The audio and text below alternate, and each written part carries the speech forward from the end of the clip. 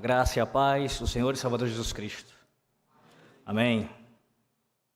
Efésios capítulo 2, meus irmãos. Efésios capítulo 2. Pela manhã nós ouvimos o Senhor Deus falar conosco, do versículo 11 ao versículo 13.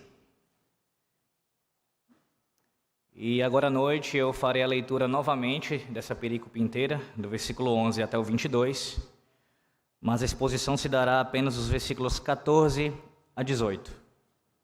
Efésios 2, leitura do versículo 11 ao versículo 22, mas a pregação será do versículo 14 ao versículo 18.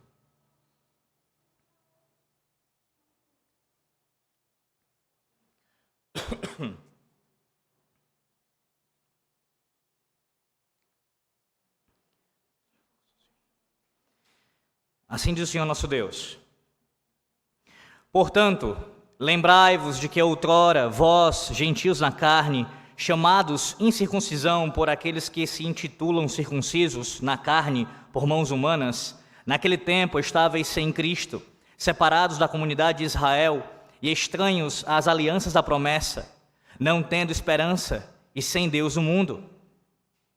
Mas agora, em Cristo Jesus, vós que antes estáveis longe, fostes aproximados pelo sangue de Cristo, porque Ele é a nossa paz, o qual de ambos fez um, e tendo derribado a parede da separação que estava no meio, a inimizade, aboliu na sua carne a lei dos mandamentos na forma de ordenanças, para que dos dois criasse em si mesmo um novo homem, fazendo a paz, e reconciliasse ambos em um só corpo com Deus, por intermédio da cruz, destruindo por ela a inimizade.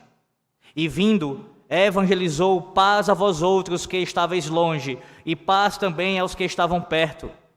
Porque por ele, ambos temos acesso ao Pai em um Espírito.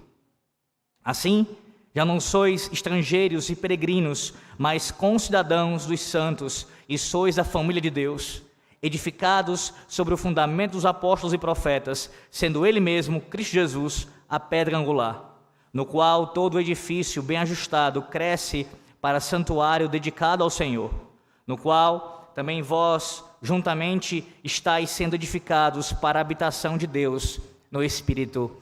Amém. Oremos mais uma vez. Ó Deus bendito, nos ajuda nessa noite, Senhor, a continuarmos a compreender esse texto. Te agradecemos pela iluminação que o Senhor nos concedeu pela manhã, pelo fato do Senhor ter falado conosco e já nos edificado e instruído profundamente nos 3 primeiros versículos. E agora, Senhor Deus, rogamos a Ti que faça o mesmo, que Te apiede de nós. Precisamos de Ti, Senhor. Sem o Senhor agir, sem o Senhor abrir nosso entendimento, sem o Senhor aplicar Sua palavra em nossos corações, sem o Senhor usar a minha boca, sem o Senhor abrir nossos corações, é impossível que saiamos daqui, Senhor Deus, compreendendo a Tua palavra e aptos para praticá-la.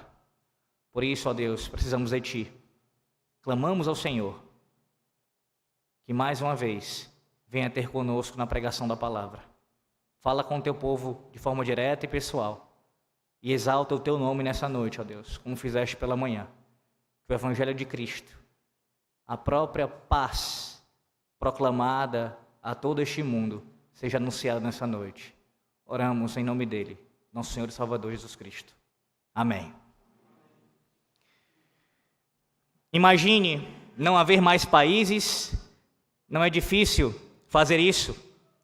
Nada pelo que matar ou morrer, e também sem religião. Imagine todas as pessoas vivendo a vida em paz. Esse é o trecho de uma famosa canção que eu já, em outro sermão, há algum tempo, citei aqui, na verdade, a canção praticamente toda, e agora apenas um trecho. Uma canção muito famosa, a canção composta e cantada pelo cantor ímpio John Lennon.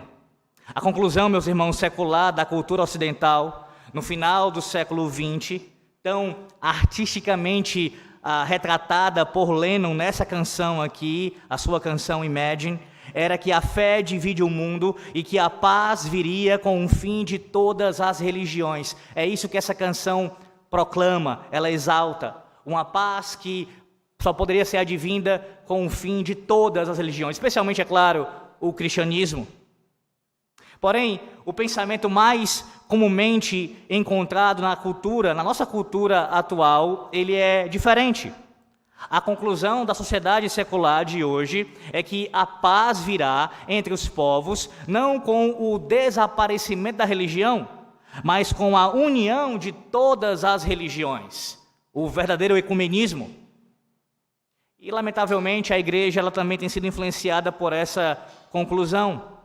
Há alguns anos, uma estudiosa da religião de Harvard escreveu que a nossa tarefa mais importante no século XXI seria criar, a partir da estrutura da democracia, uma sociedade multirreligiosa positiva, livre do triunfalismo chauvinista e religioso que prejudicou a história humana.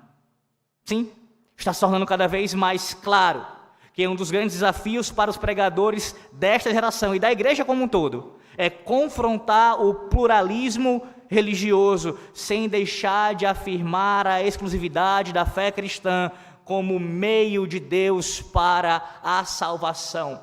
Afirmar categoricamente que a única religião verdadeira é a religião de Cristo. Eis um grande desafio para nós em nossos dias. Acusações culturais de fanatismo e intolerância, bem como receios pessoais de cair em orgulho e de se tornar insensível, nos torna cada vez mais resistentes a afirmações religiosas que ergam barreiras entre as pessoas. Então, como a Bíblia pode, a palavra de Deus, nos ajudar a resistir a essa maré do pluralismo religioso que avança sobre o cenário cultural, exigindo o rompimento de todas as barreiras de distinção religiosa que supostamente criam conflitos? Como? O que a palavra de Deus tem a dizer sobre isso? Ora, a Bíblia responde por meio da afirmação do apóstolo Paulo, nessa passagem aqui, de sua carta aos Efésios. Não é o fim de todas as religiões, nesse caso, digo, do cristianismo, claro, nem com a fusão delas, muito menos. Mas a resposta da palavra de Deus essa noite é por meio da cruz do Senhor e Salvador Jesus Cristo, que remove as barreiras entre as pessoas e traz a verdadeira paz a este mundo. Sim, dos versículos 14 a 18, o apóstolo Paulo nos ensina que somente a cruz de Cristo remove as barreiras entre os povos e nos reconcilia com Deus, trazendo-nos paz. Eu vou repetir. Somente a cruz de Cristo remove as barreiras entre os povos e nos reconcilia com Deus, trazendo-nos paz. Veremos em 2 pontos. Observe, versículos 14 e 15, nós veremos que a cruz de Cristo traz paz entre judeus e gentios. Versículos 14 e 15. A cruz de Cristo traz paz a judeus e gentios, entre judeus e gentios. E do 16 ao 18, nós veremos que a cruz de Cristo, ela traz paz entre Deus e nós. Nossos olhos ao texto, observe a partir do versículo 14, a cruz de Cristo trazendo paz entre judeus e gentios. Porque Ele é a nossa paz, o qual de ambos fez um, e tendo derribado a parede da separação que estava no meio, a inimizade, aboliu na sua carne a lei dos mandamentos na forma de ordenanças, para que dos dois criassem em si mesmo um novo homem, fazendo a paz. Observe que a importância da palavra paz aqui, que o apóstolo utiliza, ela fica evidente, primeiramente, pelo fato da sua repetição. Veja que no versículo 14 ela aparece, Paulo cita no versículo 14, ele repete no versículo 15 e no versículo 17 ele a cita mais 2 vezes, mostrando que esse tema, essa é a temática central desses versículos aqui. Ele repetidamente fala de paz. Além disso, além de citar a palavra paz, pelo menos por 4 vezes de forma direta, o apóstolo Paulo também cita o seu antônimo nos versículos 14 e 16. Ele cita a palavra inimizade, nos apresentando assim, então, a sua temática central dessa breve aqui, dessa pequena perícope, que é acerca da paz que o Senhor Deus promove entre os povos, judeus e gentios, e entre esses povos com ele mesmo. Numa linguagem notável, o apóstolo Paulo vai além ao dizer que Cristo não apenas traz paz. Veja o que ele diz no versículo 14, porque ele é a nossa paz. Ele é a nossa paz. O pronome usado por Paulo aqui no original, meus irmãos, ele funciona com um grau de intensidade. A ideia é que Paulo está sendo enfático. Ele não está apenas dizendo que Cristo é a nossa paz, o que já é, claro, algo muito forte, mas a tradução poderia ser muito bem assim, ele mesmo, não o outro, somente ele. Ele próprio é a nossa paz. Ninguém mais. Ele é a nossa paz. O pano de fundo aqui é claro. O apóstolo Paulo certamente tem em mente o que a palavra de Deus diz em Isaías capítulo de número 9, versículo 6. O Senhor é ali descrito como o príncipe da paz. O profeta Miqueias também diz no capítulo 5, versículo 5, que ele é a paz de Israel. O próprio Messias prometido não apenas traria paz, mas ele seria a paz de Deus encarnada e assim apresentada a estes povos. Calvino diz que aqui nós temos um título, um belo título de Cristo. Ele diz: a paz entre Deus e os homens. Cristo, ele é a paz entre Deus e os homens. De forma estrutural, na linguagem do Novo Testamento, Cristo, tanto ele é a paz, como aparece aqui no versículo 14, quanto ele evangeliza a paz, o que veremos mais à frente no versículo 17. Essas são as duas principais cláusulas aqui. Ele é a paz e ele anuncia, ele proclama esta paz. Na sua condição de paz encarnada, Cristo faz de ambos os povos um só, de ambos os grupos um só grupo, um só povo. Ele destrói a barreira que os separam, como diz o versículo 14, parte B, e o versículo 15, parte A, com um propósito duplo de reconciliá-los uns com os outros, e cada um deles, judeus e gentios, com o próprio Deus. Versículos 15, parte B, e o versículo de número 16. Assim, o apóstolo diz que a cruz de Cristo tanto destrói a antiga inimizade quanto cria uma nova humanidade. Eu acabei de sintetizar para vocês o que nós veremos agora de forma mais detalhada nos próximos versículos. Veja esse detalhamento aí a partir do que o apóstolo Paulo diz, o qual de ambos fez um, e tendo derribado a parede da separação. Parede da separação. O que significa essa expressão aqui?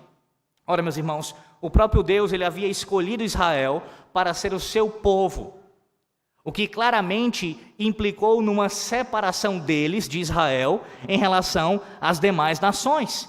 Quando Deus escolhe Israel, ele está necessariamente separando este povo dos demais povos. Veja como isso é explícito lá em Deuteronômio capítulo 32. Deuteronômio 32, versículos 8 e 9, que diz: quando o Altíssimo distribuía as heranças às nações, quando separava os filhos dos homens uns dos outros, fixou os limites dos povos, segundo o número dos filhos de Israel, porque a porção do Senhor é o seu povo. Jacó é a parte da sua herança. Ao longo dos séculos, o ódio recíproco entre judeus e gentios só aumentou, só se agravou mutuamente. Desprezo e difamação foram se reverberando ao longo dos séculos.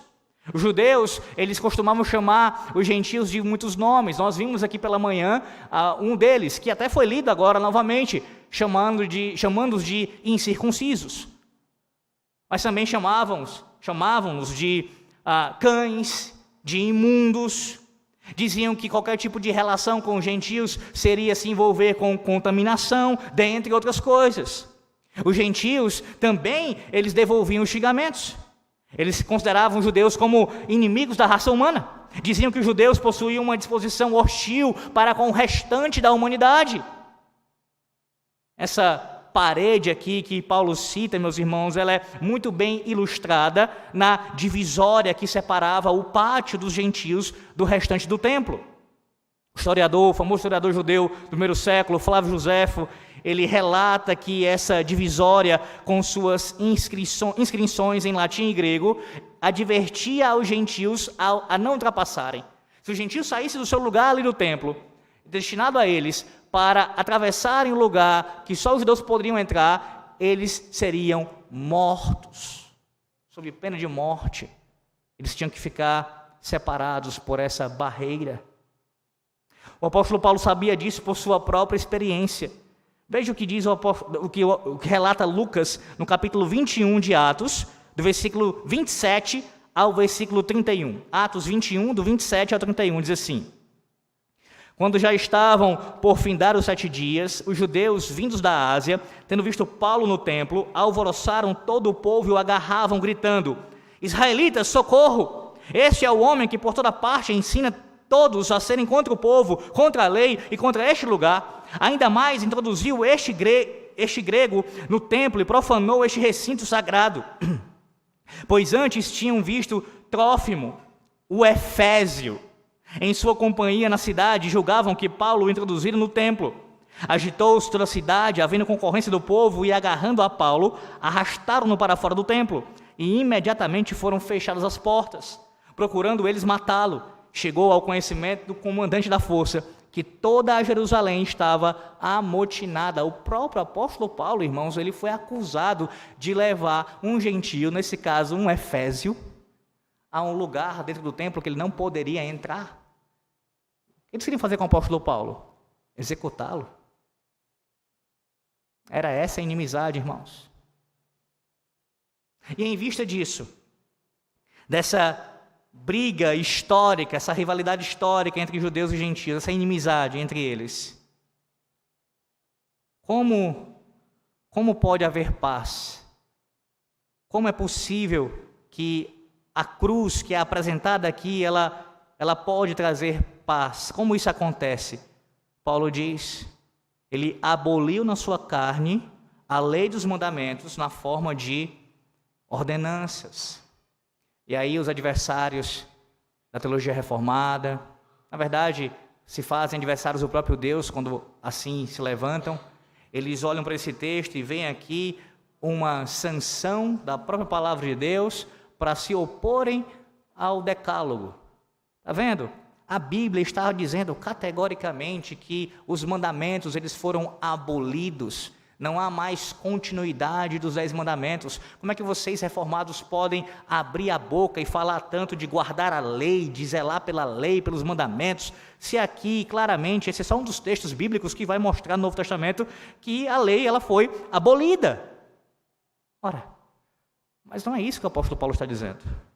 Os mandamentos a que Paulo aqui se refere não são a lei moral, não são os 10 mandamentos. Os 10 mandamentos ali registrados em Êxodo capítulo 20, repetidos em Deuteronômio capítulo 5, sumarizados pelo próprio Cristo em Mateus 22, quando ele diz sobre amar a Deus sobre todas as coisas e ao próximo como a si mesmo, a síntese da lei do Senhor. Não, eles não são abolidos. Na verdade, eles permanecem como regra a ser obedecida por todos, não só judeus, mas também gentios.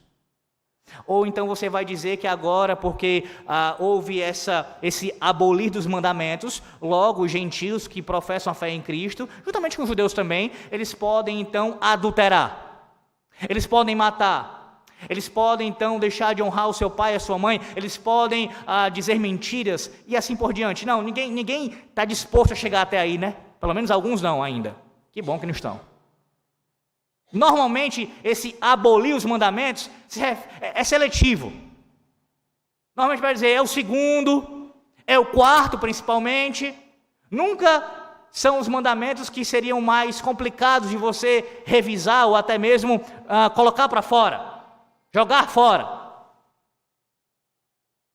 O que mostra uma inconsistência.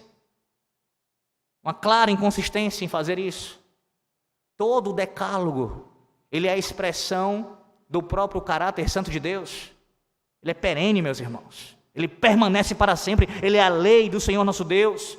Não, o apóstolo Paulo não está falando isso daqui. Ele não está dizendo que a lei do Senhor, a lei moral, foi abolida. De forma alguma. Então, a que ele se refere? Ora, Paulo se refere aos ritos cerimoniais e os sacrifícios que separavam judeus e gentios. O texto correferente a este, lá em Colossenses capítulo 2, versículo 16, lembre-se que Colossenses é assim chamada uma carta espelho aqui de Efésios. Lá em Colossenses 2, versículo 16, Paulo vai ser específico acerca dos mandamentos que ele está se referindo.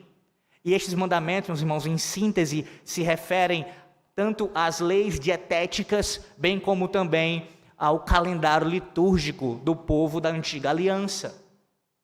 Ambos, resumidamente, a lei cerimonial, ela é cumprida em Cristo, ela é cravada na cruz e uma vez que Cristo a cumpriu de forma perfeita, de maneira final, ela já não tem mais continuidade. Então essa é a lei que é abolida, meus irmãos, nesse sentido. E esse é exatamente o entendimento da nossa confissão de fé.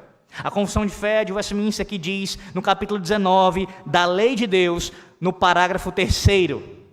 Além dessa lei, geralmente chamada lei moral, agradou-se Deus de conceder ao povo de Israel, considerado uma igreja sob tutela, leis cerimoniais que contêm diversas ordenanças típicas. Essas leis, que em parte se referem ao culto, prefiguram Cristo, suas graças, os seus atos, os seus sofrimentos e os seus benefícios. E em parte representam várias instruções de deveres morais. Todas as leis que são consideradas cerimoniais estão abirrogadas sob o Novo Testamento. E um dos fundamentos exegéticos para esta proposição é exatamente Efésios capítulo 2, versículos 15 e 16. Os pais estão dizendo, afirmando categoricamente, que essas leis aqui, descritas pelo apóstolo Paulo, eles interpretam, são as leis cerimoniais.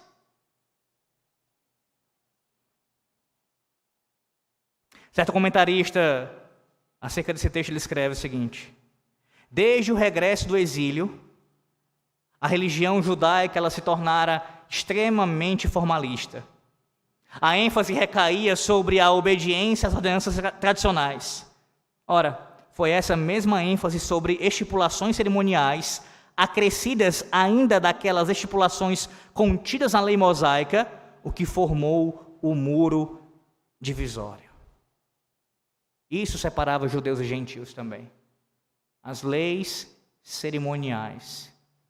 Se você é um leitor atento do Novo Testamento, você deve se lembrar que esse foi um dos debates que aconteceu por muitas vezes e emblematicamente lá em Atos capítulo 15, quando por ocasião do Supremo Concílio, a grande assembleia que ocorreu ali em Atos capítulo 15, tratando essas questões que dividiam judeus e gentios, envolvendo aqui essa questão também da lei cerimonial. Essa, meus irmãos, era a situação dos judeus e dos gentios, a relação entre eles. E o que aconteceu? Paulo diz, a barreira da lei cerimonial que separava esses dois povos foi demolida pelo sacrifício que Cristo executou na cruz do Calvário. Em seguida ele afirma, com o propósito, veja, para que dos dois criasse em si mesmo um novo homem, fazendo a paz. Sim, além de destruir essa antiga inimizade, a cruz de Cristo também traz paz ao criar uma nova humanidade. Por meio do derramamento do seu sangue, o Senhor Jesus Cristo apagou as características que distinguiam os dois povos. Ele eliminou as características daqueles que eram distinguidos pela sua participação nas cerimônias do templo e eliminou as distinções daqueles que eram desprezados por serem excluídos dessas cerimônias do templo. Sem a validade contínua dos rituais do templo, as cerimônias não podem mais criar separação entre judeus e gentios. Entretanto, o resultado da obra de Cristo é mais que essa homogeneização, ou seja, tornar os dois povos num só. Ela não apenas torna os dois povos num só, ela também é uma renovação, ou seja, ela torna ambos novos e melhores. Crisóstomo, o grande pregador da igreja primitiva, diz que é como se alguém tomasse uma estátua de prata e uma estátua de chumbo, colocasse-as num forno e elas fossem transformadas numa única estátua de ouro. A de prata e a de chumbo. Uma estátua de ouro. Ou seja, elas não apenas teriam se tornado uma única estátua, mas uma estátua melhor. Essa é a ideia. Deus não apenas juntou esses povos um só, não apenas é um povo só, é um povo melhor. Você percebe a tolice, à luz desse texto aqui, desses versículos 14 e 15, dessa obra de Deus, dessa maravilhosa obra da graça, de juntar dois povos inimigos em Cristo, demolir essas barreiras, de fazê-los um povo só, uma nova humanidade, e essa nova humanidade ser superior, ser melhor. Você percebe à luz disso, a tolice daqueles que defendem as causas das minorias? Eles acusam as demais pessoas de preconceito, de discriminação, quando na verdade toda essa agenda diabólica é a expressão da própria segregação da humanidade. O maior absurdo ainda é quando existem cristãos se envolvendo nessas disputas, abraçando causas das minorias. Talvez não seja o seu caso essa noite, uma causa tão contrária, tão claramente contrária ao Evangelho como a causa dos homossexuais. Mas talvez você se identifique com alguma outra causa dessas minorias, assim chamadas. E diga que, não, eu estou apenas buscando uma melhoria social para essas pessoas, e eu também me identifico de alguma maneira com isso. Eu me lembro de certa feita, ter entrado numa discussão por causa daquele movimento norte-americano, o Black Lives Matter. Um rapaz, irmão em Cristo, ele estava tentando justificar o movimento para mim, a despeito daqueles ataques terroristas que eles promoveram, com base na luta pela igualdade de raças, como se houvesse várias raças, né? Eu expliquei a ele, e aproveito para fazer o mesmo aqui nessa noite aos irmãos, que a nossa luta enquanto cristãos pela unidade dos povos não pode ser através de outro meio, a não ser o Evangelho. É pelo Evangelho. É pelo Evangelho que nós podemos lutar por unidade. Só há unidade verdadeira, na verdade, pelo Evangelho, pela cruz de Cristo. Que loucura é um cristão se envolver com esse tipo de movimento que afirma está combatendo a segregação, quando na verdade ele é em si de natureza de algo que segrega, que divide.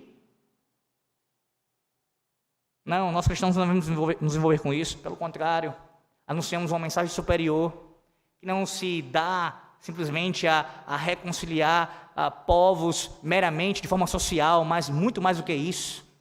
Uma reconciliação espiritual, muito mais profunda, com raízes muito mais profundas. Talvez você ouça isso que eu acabei de falar e diga, Alex, eu não me envolvo com esse tipo de movimento. Isso é coisa de esquerdopata. Quem disse a você, direitista, que a direita tem a solução para o país? Tem a solução para a desunião, para a segregação, para essa divisão que existe entre as pessoas. Quem disse a você? Por outras vias, de outras formas, a direita é tão segregadora quanto a esquerda. Talvez você esteja no outro grupo. Você vem e fala, que bom, dessa eu escapei. Eu não sou de direita, eu não sou de esquerda. Então eu não me envolvo nesse tipo de partidarismo e não estou sendo um sectário politicamente falando. Como é que anda a unidade na tua família?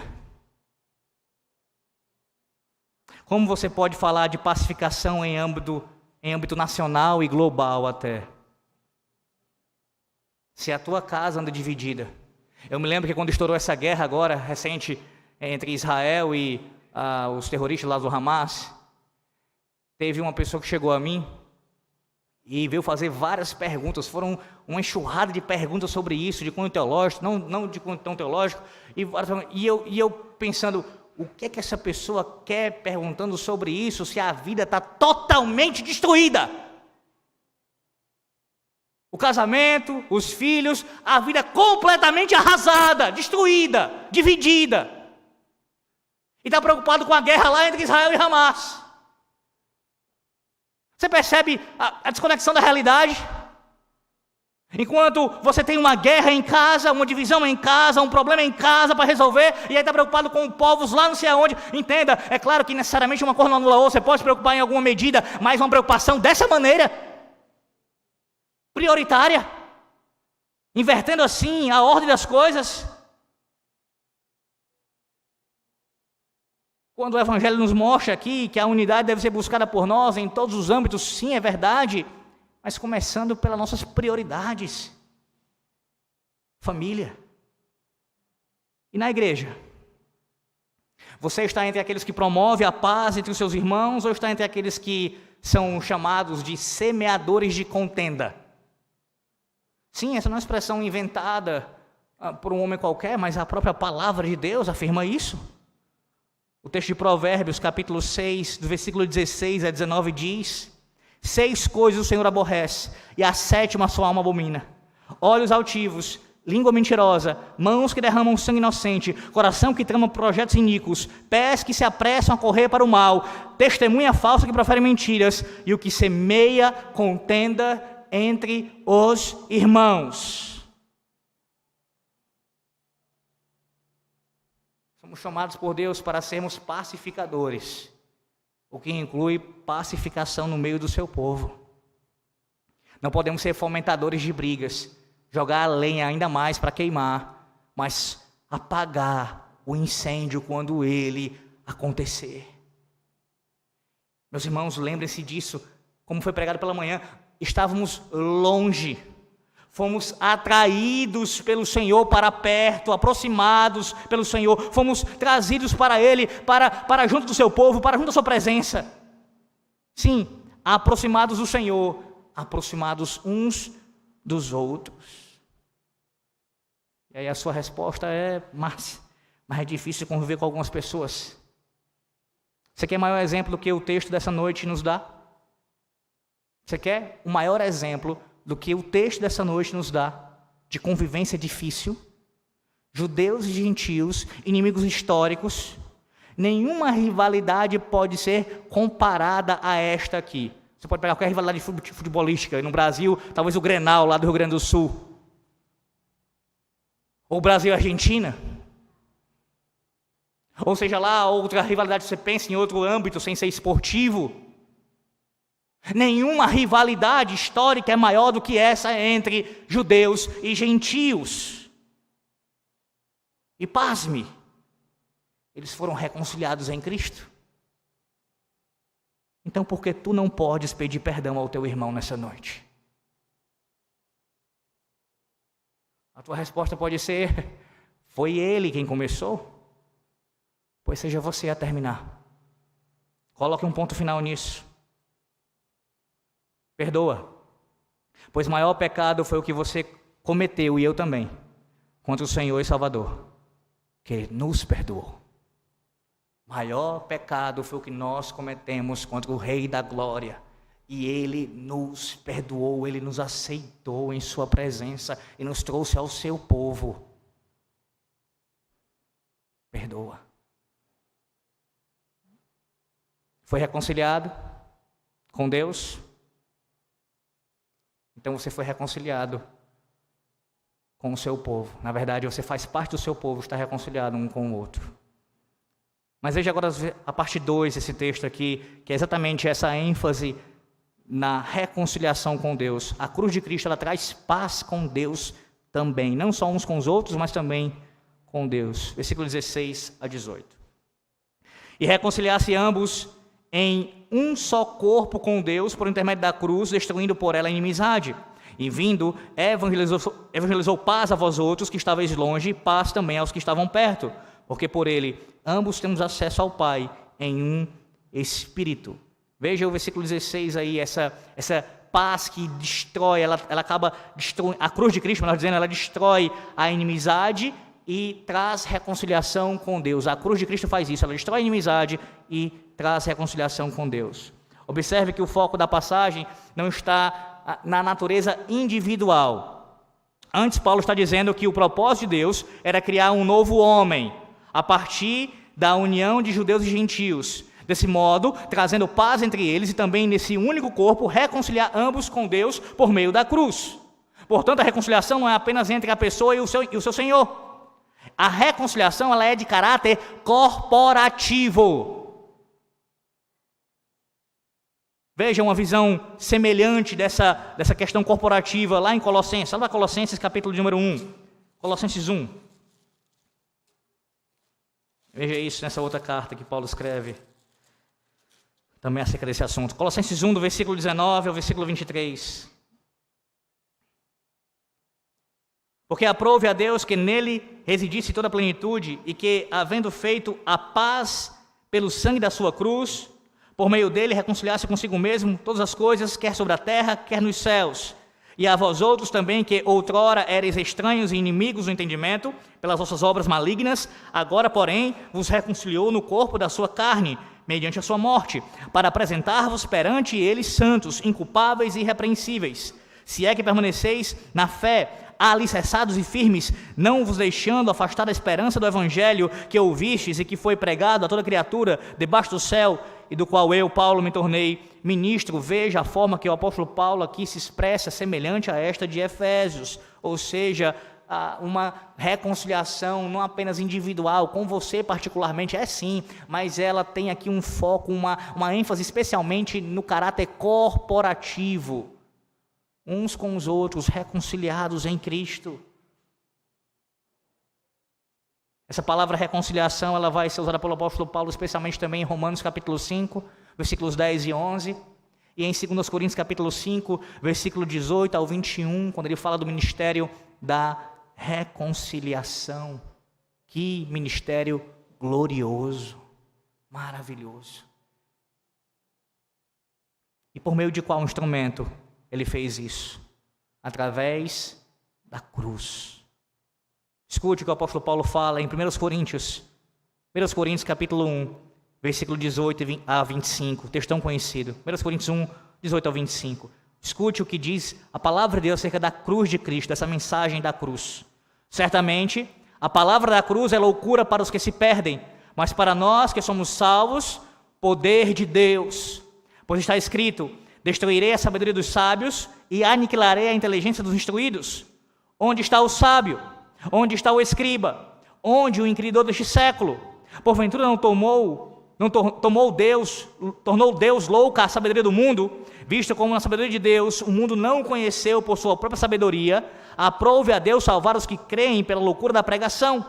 Porque tanto os judeus pedem sinais como os gregos buscam sabedoria, mas nós pregamos a Cristo crucificado, escândalo para os judeus, loucura para os gentios, mas para os que foram chamados, tanto judeus como gregos, pregamos a Cristo, poder de Deus e sabedoria de Deus, porque a loucura de Deus é mais sábia do que os homens, e a fraqueza de Deus é mais forte do que os homens. Todo fiel pregador, todo aquele que anuncia o evangelho verdadeiro, não um falso evangelho, mas a mensagem verdadeira revelada por Deus, ele é um pregador da cruz. Não apenas de maneira pontual, esporádica, mas ela é o centro da sua mensagem. Ele prega a cruz.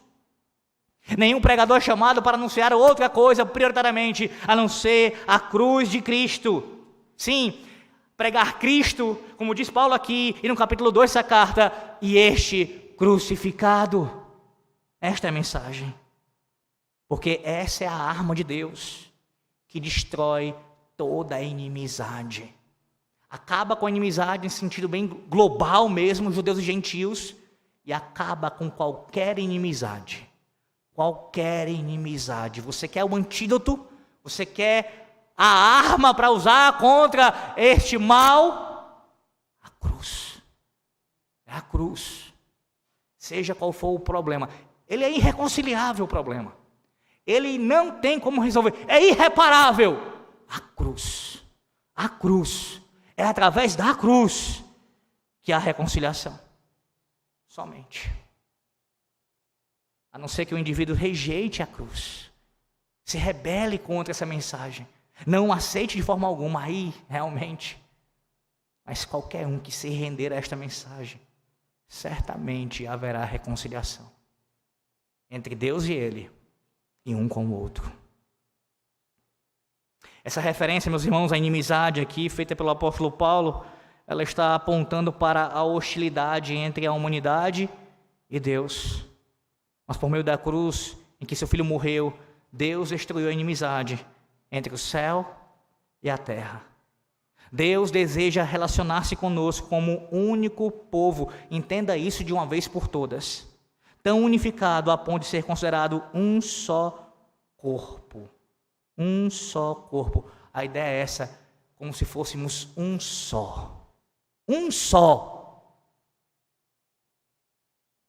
Participamos da comunhão corporativamente e somos advertidos a nos arrepender quando estamos pecaminosamente separados uns dos outros. O propósito de Deus é tratar conosco em comunidade. Nessa noite, nesse dia do Senhor, mais uma vez nós somos lembrados acerca da importância de estarmos juntos como igreja do Senhor. E isso se dá, meus irmãos, a você que escuta esse sermão nessa noite aqui presente, e você que ouve agora por essa transmissão, ouvirá depois.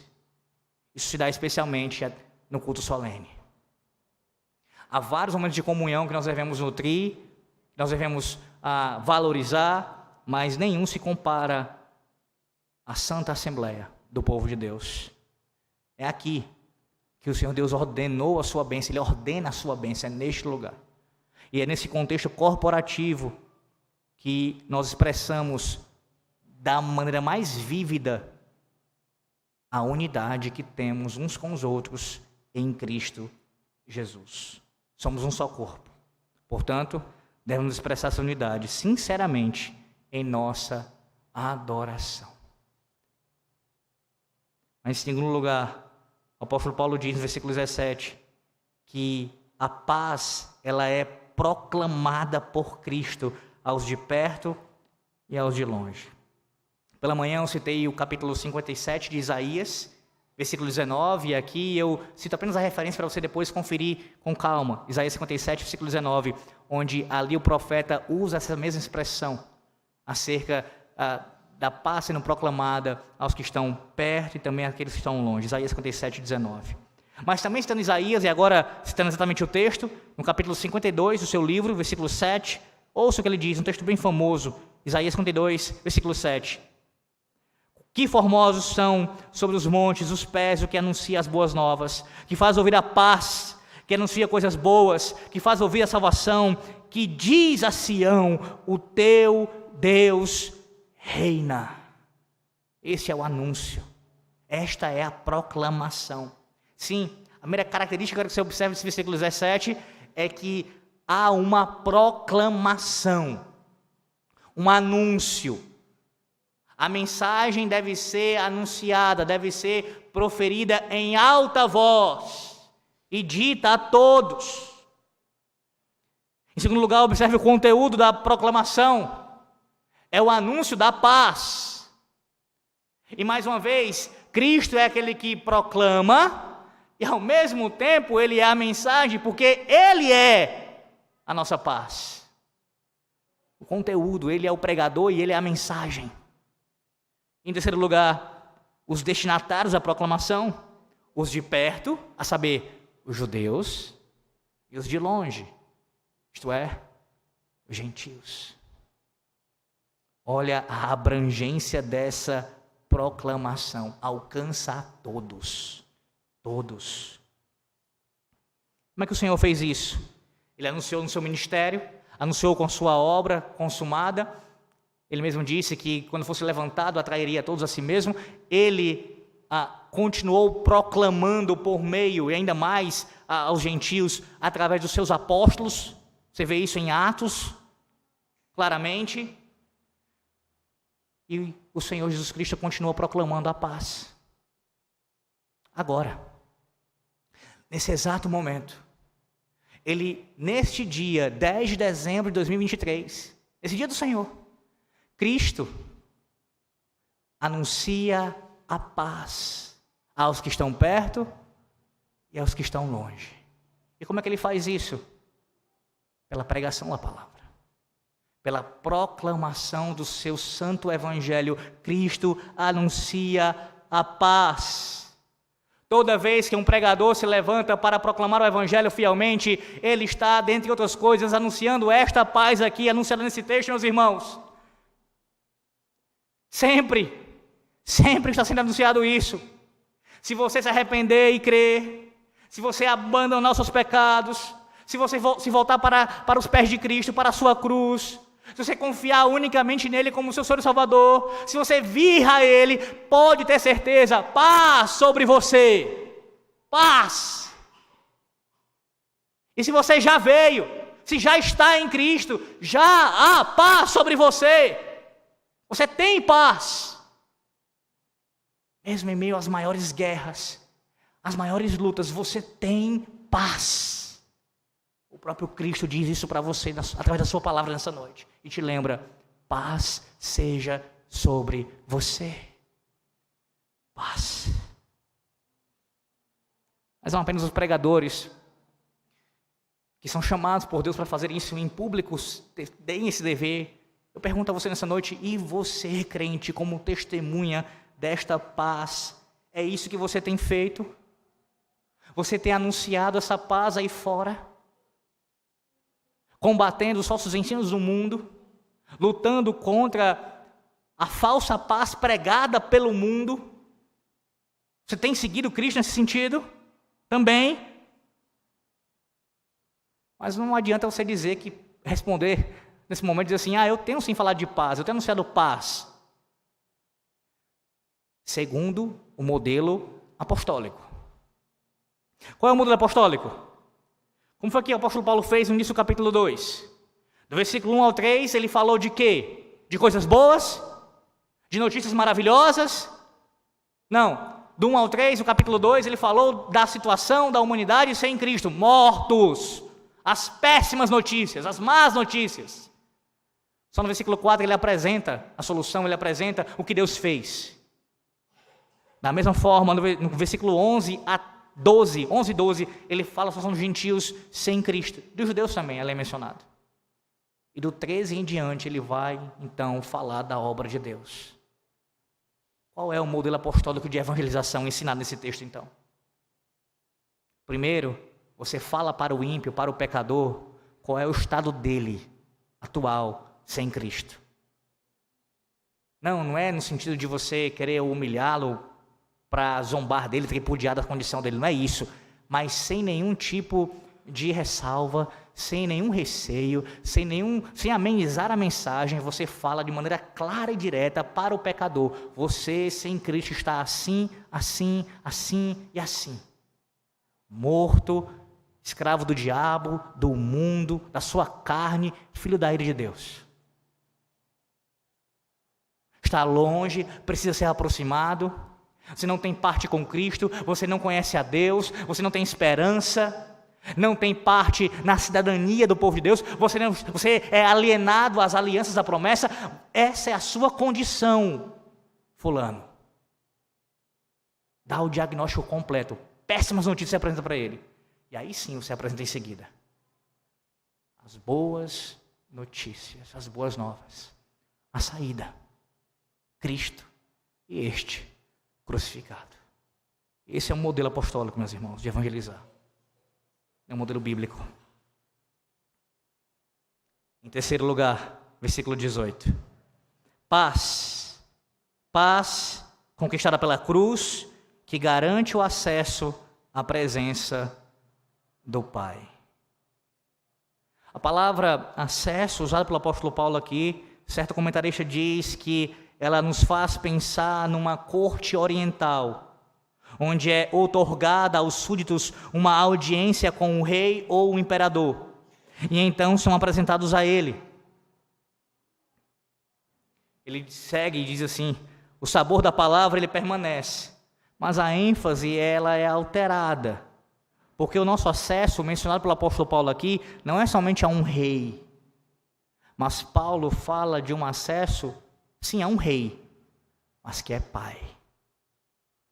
diante de quem nós temos, como ele vai dizer no capítulo 3, essa carta, versículo 12, acesso sim e ousadia. Ousadia. Você se lembra quem é que tinha esse acesso a Deus na antiga aliança? Os gentios não tinham.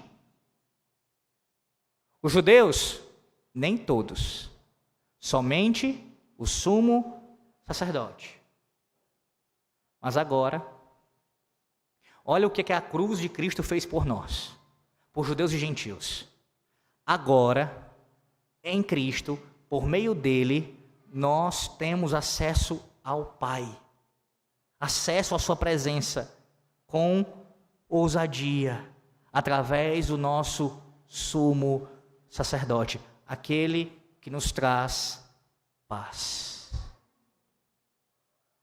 Que gloriosa verdade, meus irmãos. Além disso, perceba que esse versículo 18, ele possui como tudo que o apóstolo Paulo tem ensinado desde o capítulo 1, uma teologia trinitariana. Trinitariana. Veja o versículo 18, ele diz, por ele, uma referência à segunda pessoa da Trindade, Cristo. Temos acesso ao Pai, uma referência explícita à primeira pessoa da Trindade, em um Espírito, terceira pessoa da Trindade. A teologia trinitariana expressa pelo apóstolo Paulo vem desde o capítulo 1, como eu falei. Falsos são aqueles que negam essa verdade e nos acusam de corrupção, quando eles, inclusive testemunhas de Jeová, rejeitam a divindade do Filho e do Espírito Santo, colocando sobre si mesmos o anátema de Deus. É isso que eles fazem, quando negam a divindade do Filho e do Espírito. Estão debaixo da maldição de Deus, condenados ao inferno, se não se arrependerem.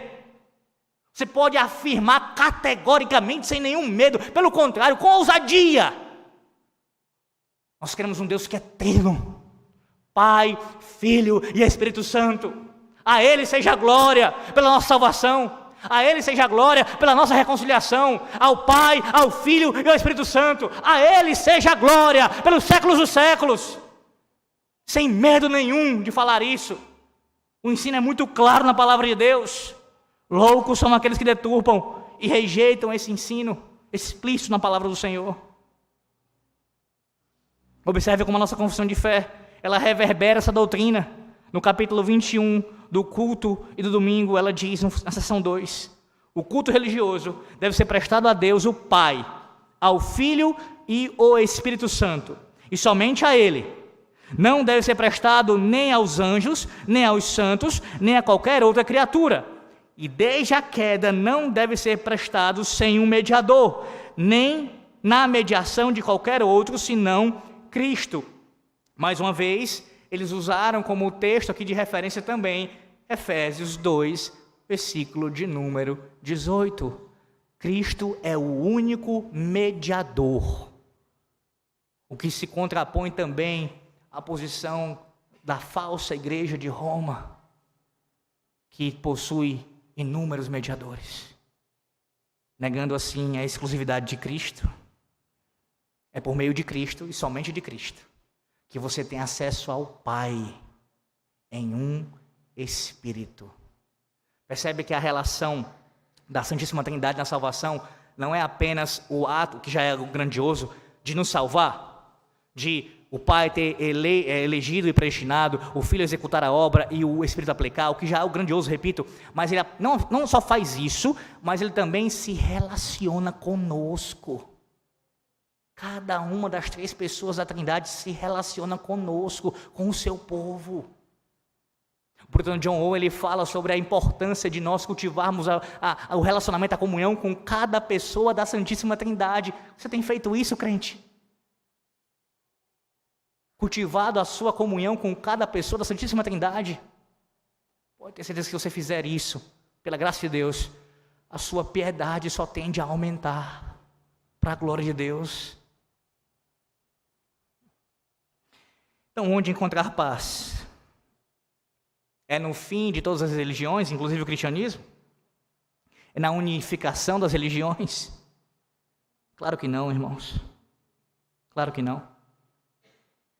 O mundo hipocritamente fala de uma busca por paz, e isso é visto de várias formas. Em eventos esportivos, os Jogos Olímpicos, as nações estão unidas, estão agora buscando um só propósito e vão viver juntas. Balela. Shows de artistas famosos que fazem discursos vazios, promovendo supostamente a paz entre os povos. Campanhas políticas que falam, dentre outras promessas vazias também, dizem que vão acabar com as guerras e com as problemáticas sociais entre as pessoas. Hipocrisia. Hipocrisia. Paz só pode ser encontrada, à luz desse texto aqui, naquele que é a própria paz encarnada. Paz só pode ser encontrada naquele que é a própria paz encarnada. Há um comentarista que chama a Epístola aos Efésios de a coroa dos escritos de Paulo. E esta parte do capítulo 2 aqui, que acabei de expor, ele diz que ela é a principal joia dessa coroa. Por quê? Porque aqui, meus irmãos, aqui nós temos o Evangelho sendo explicitado diante de nossos olhos. O cumprimento da profecia lá de Gênesis 9, 27. Engrandeça Deus a Jafé e habite ele nas tendas de Sem. Gentios e judeus, reconciliados por Deus, através da cruz de Cristo, uns com os outros e com o próprio Deus. Sim, somente a cruz de Cristo remove as barreiras entre os povos e nos reconcilia com Deus, trazendo-nos paz. É aqui que está a nossa segurança e é aqui que está a nossa paz. A Deus seja a glória por isso, pelos séculos dos séculos. Amém. Oremos. Ó Deus, Senhor, nós te agradecemos por Tua palavra. Te somos gratos, ó Deus, pelo Teu Evangelho, que sim foi anunciado, a despeito das debilidades, fraquezas e incapacidades do pregador.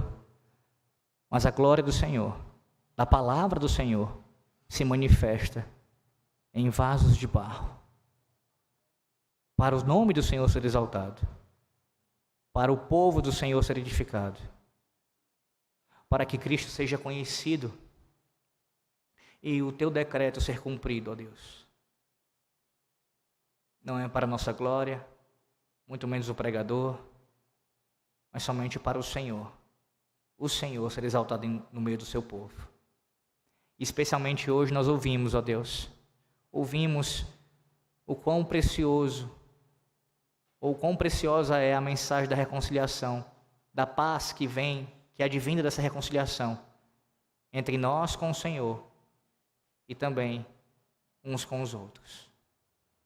Senhor, tem misericórdia do Teu povo, que por sermos ainda pecadores, incorremos em divisões, em sectarismos, em falas segregatórias, em pensamentos que são divisionistas, seja no contexto familiar, eclesiástico ou até em outro lugar, Senhor Deus.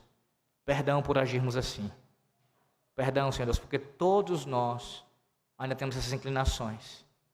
E te pedimos, Senhor Deus, a Tua graça, o Teu poder, para que venha, além de nos perdoar, nos conduzir em santificação, para, de forma sincera, buscarmos a unidade. Reconhecendo, sim, que ainda temos diferenças. E essas particularidades que possuímos não devem ser motivo, não essas que são secundárias, terciárias, não devem ser motivo para nos separarmos. A não ser que seja algo contra a Tua palavra, contra o Teu Evangelho. Do contrário, ó Deus, que saibamos conviver com nossas particularidades, nossas individualidades, promovendo, ó Deus, a unidade no vínculo do amor, por meio do Espírito. Senhor, nos ajuda. Nos ajuda. Para que conselho, diaconia e membresia caminhem todos juntos. Juntos, tendo somente o Senhor à nossa frente, sobre nós, nos guiando, nos sustentando e nos conduzindo, ó Deus, até a nos encontrarmos contigo. Aplica a tua palavra ao teu povo nessa noite e continua abençoando para a tua glória e somente para a tua glória as exposições nessa epístola tão maravilhosa. Oramos em nome do teu Filho, naquele que há o nosso socorro, aquele que é a nossa paz, aquele que proclamou esta paz, inclusive nessa noite, o nosso Redentor, Jesus Cristo. Amém.